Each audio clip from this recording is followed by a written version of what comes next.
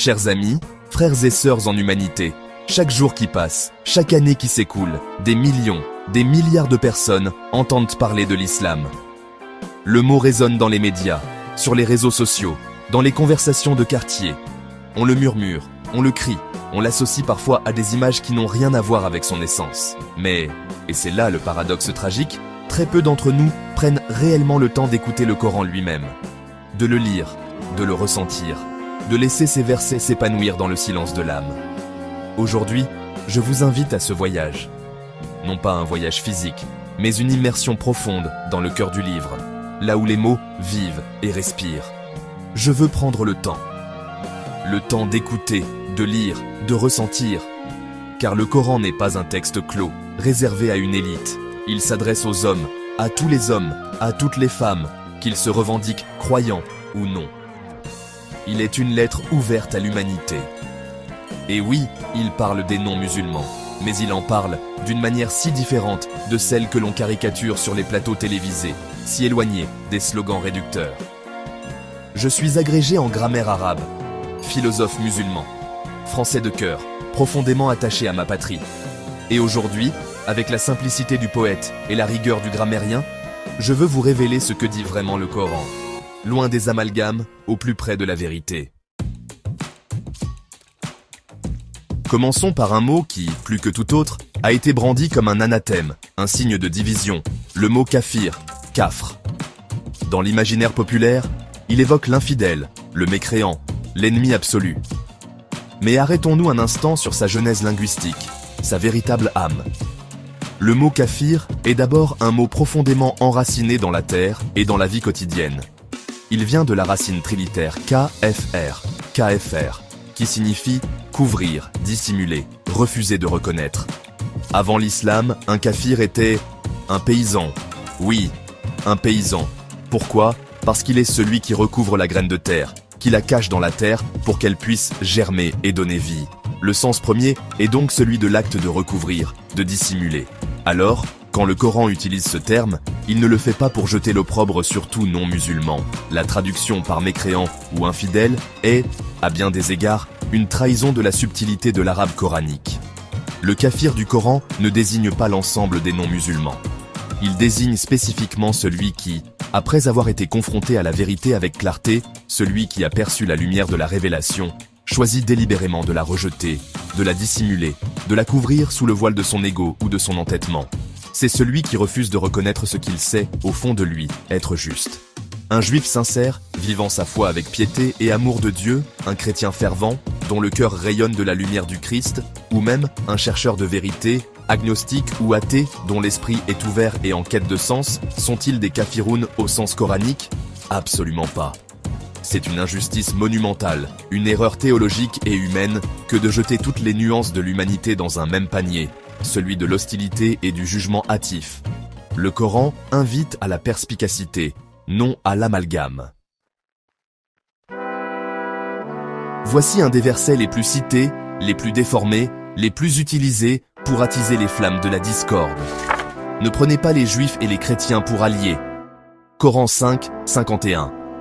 Nombreux sont ceux qui s'en saisissent pour justifier la rupture, l'hostilité, le rejet de l'autre. Mais ici encore, la beauté et la complexité de la langue arabe viennent éclairer notre compréhension. Le mot arabe crucial dans ce verset est awliya, awliya, le pluriel de wali. Or, wali ne signifie pas simplement ami au sens affectif. C'est un terme polysémique d'une richesse immense. Il peut désigner un ami proche, certes, mais aussi un protecteur, un tuteur, un partisan, un allié politique ou militaire, celui à qui l'on prête allégeance totale et exclusive. Dans le contexte historique de la révélation, le verset 5, 51 est descendu à un moment de tensions extrêmes, de complots politiques et militaires. Il s'adresse à une communauté musulmane naissante, confrontée à des alliances et des trahisons qui menaçaient sa survie même. Le sens premier est donc un avertissement politique et militaire. Ne donnez pas votre allégeance totale et inconditionnelle.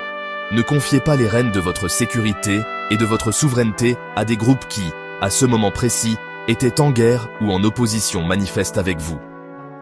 Il s'agit de sagesse stratégique, non d'une interdiction universelle de l'amitié humaine. La preuve? Le Coran lui-même, dans un autre verset, nous offre une lumière éclatante, comme pour dissiper tout malentendu. Dieu ne vous interdit pas d'être bienfaisant et juste envers ceux qui ne vous ont pas combattu pour votre religion et ne vous ont pas chassé de vos demeures. Car Dieu aime les équitables. Coran 60, 8. Ce verset est un cri du cœur pour la justice, pour la bienfaisance, pour le respect. Donc, oui, un musulman peut et doit être juste, bon, respectueux, et entretenir des liens d'amitié sincères avec les non-musulmans. Le Coran ne veut pas l'hostilité. Il veut la clarté dans les alliances politiques et la paix dans les relations humaines. Il veut l'équité, la bonté, le respect de la dignité de chacun. Poursuivons notre exploration dans le jardin coranique, où les fleurs de la tolérance s'épanouissent avec éclat. Dans la sourate Al-Baqarah, le Coran nous offre un verset d'une portée spirituelle immense, une véritable révolution pour son époque et même pour la nôtre. Ceux qui croient qu'est les musulmans, ceux qui sont juifs, les chrétiens, les sabéens, quiconque croit en Dieu et au jour dernier et fait le bien, auront leur récompense auprès de leur Seigneur. Nulle crainte sur eux, et ils ne seront point affligés. Coran 2, 62. Ce verset est un hymne à la reconnaissance de la sincérité. Il transcende les étiquettes, les appartenances confessionnelles, les noms que les hommes se donnent entre eux. Il nous dit que la boussole essentielle est la foi en Dieu, la croyance en l'au-delà, le jour dernier, et surtout, l'accomplissement du bien. Certains érudits, dans leur interprétation, ont pu restreindre ce verset à ceux qui vivaient avant la révélation de l'islam dans sa forme finale. Mais le principe spirituel demeure, intemporel et universel. Nul ne peut juger des cœurs. Seul Dieu, le tout-connaisseur, sait qui croit vraiment, qui agit avec sincérité et pureté d'intention, au-delà des dogmes et des rites. C'est une invitation à la prudence dans le jugement, à l'humilité face au mystère de la foi de l'autre. Le vaste jardin de Dieu n'est pas limité à une seule allée. Il est peuplé d'une infinité de fleurs, toutes créées par sa main miséricordieuse. Puis, il y a ces versets, souvent extraits de leur toile narrative, brandis comme des armes par ceux qui veulent noircir l'image de l'islam. Le plus fameux est sans doute « Tuez-les où que vous les trouviez ». Coran, chapitre 2, verset 191. Isolé, ce fragment est terrifiant. Mais le Coran, comme toute grande œuvre, doit être lu dans son intégralité, dans son contexte, avec la profondeur de sa révélation progressive. Ce verset est toujours encadré par des injonctions cruciales. Juste avant, nous lisons « Combattez dans le sentier de Dieu ceux qui vous combattent, mais ne transgressez pas ». Coran, chapitre 2, verset 190. Et juste après, s'ils cessent de vous combattre, alors il n'y a plus d'hostilité, sauf contre les injustes. Coran, chapitre 2, verset 193. Le tableau se dessine alors avec clarté. Il s'agit d'une réponse militaire à une agression caractérisée, d'une légitime défense. Le contexte historique est celui d'une communauté musulmane persécutée à la Mecque, forcée à l'exil, puis attaquée dans sa nouvelle patrie. Le Coran ne banalise jamais le sang. Il l'entoure de conditions strictes, de limites claires, de précautions infinies. Il n'appelle pas à la violence aveugle, mais à la protection de soi et de sa foi face à une injustice flagrante. La guerre, dans le Coran, n'est jamais un but en soi, mais une extrémité regrettable, régie par des principes moraux stricts. Au-delà des interprétations réductrices, au-delà des lectures hâtives, le Coran porte un message fondamental, une vision profonde de l'humanité dans sa pluralité. Un verset, comme un phare dans la nuit, éclaire cette intention divine. Ô homme, nous vous avons créé d'un mâle et d'une femelle, et nous avons fait de vous des peuples et des tribus pour que vous vous entreconnaissiez. Quelle beauté, quelle sagesse! La différence, la diversité des peuples, des cultures, des couleurs, des langues, n'est pas le fruit du hasard ou une tare à effacer. Elle est une volonté divine. Elle est un don, un moyen, une richesse. Pourquoi? Pour que nous nous entreconnaissions, pour que nous nous comprenions, que nous apprenions les uns des autres, que nous tissions des liens d'enrichissement mutuel. Et cette différence n'est pas une base de supériorité. Le Coran ne donne pas de hiérarchie basée sur la religion, la nationalité, l'ethnie, la couleur de peau.